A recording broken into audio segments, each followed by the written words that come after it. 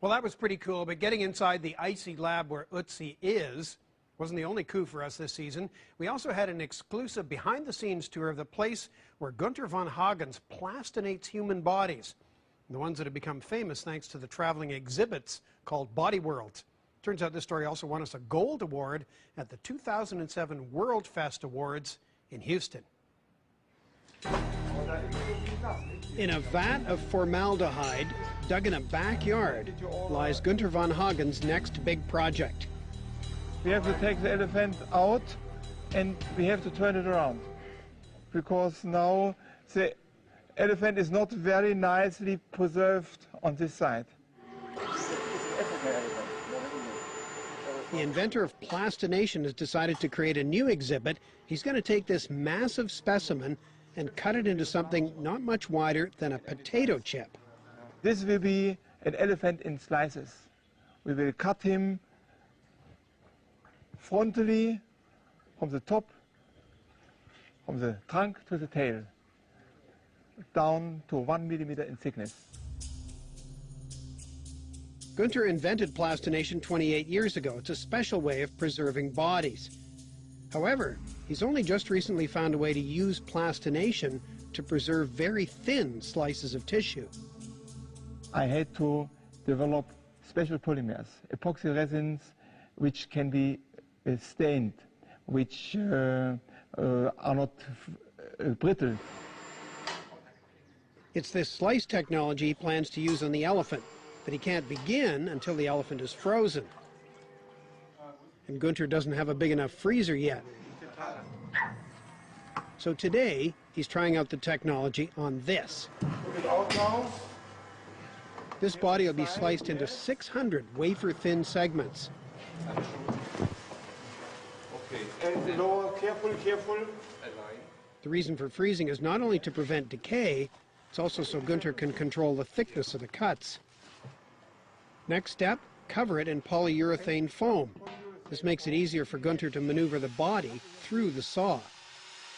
We need to form it into a block to allow us to saw as thin as 1 millimeter. We never can position so nicely with a non-form block. Press it down here. Go on top with your shoes. Okay, go on top. This step requires the help of Gunther's entire team. We have to wait for about 5 minutes now, and the foam is set. We are not an industrial factory that we would do it with a special press, you know, but we do it once a week. So we do it in this way. It's easy and very effective. The job is really quite interesting. Working for someone like Gunther, he's such an unusual, let me put it this way, not in a negative way, but such an unusual individual. So it's hard, it's ready, we can go. Because of the unusual nature of Gunther's work, he's had to design much of his own equipment. This saw is especially designed for cutting slices, very thin ones, from the human body. Push, slowly. This saw has a very high band speed. It runs at 50 meters per second. But even at that speed, it'll take the entire day to cut this body. Perfect. Perfect. After the pieces are cut, they're plastinated. To do this, they first go into a bath of acetone. The slices stay in acetone until all the water is exchanged against the acetone. Then they're put into a vacuum-sealed tub of polymer. This is the plastic that'll preserve the body. The polymer is fluid, and with vacuum I can extract the acetone, drawing in the polymer as its replacement. I see that bubble comes up to the surface once the vacuum is on.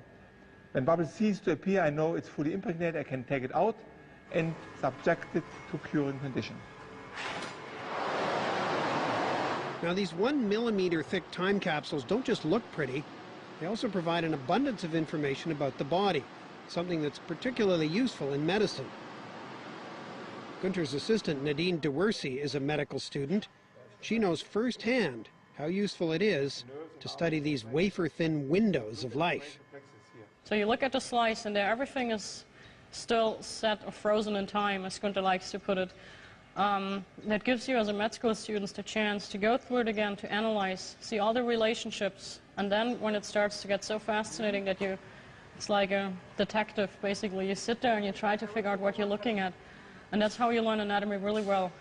In fact, Nadine hardly cracked a book before her anatomy exam, and she still aced it. Gunter believes so strongly in the value of the sliced anatomy, he's even set up a secret lab. It's hidden to stop people from stealing his trade secrets. Here, below the staircase, technicians are working on new ways to inject color into the slices so that they're more lifelike and easier to examine. This is not stained, but here it's stained. So the stained version is much more attractive. Let's have a look. Yes, absolutely. It may seem like morbid fascination to some, but Gunter's work is groundbreaking, and his slices of life are something he hopes both the general public and the medical profession will appreciate. Yeah. In fact, he's so eager to enlighten the world about anatomy that one day the world may be looking at a slice of Gunter. The best what I could imagine, that without head or with, to be sliced in serious slices, distributed many universities, and then I am able to teach at several locations at the same time, something which I never can do in life.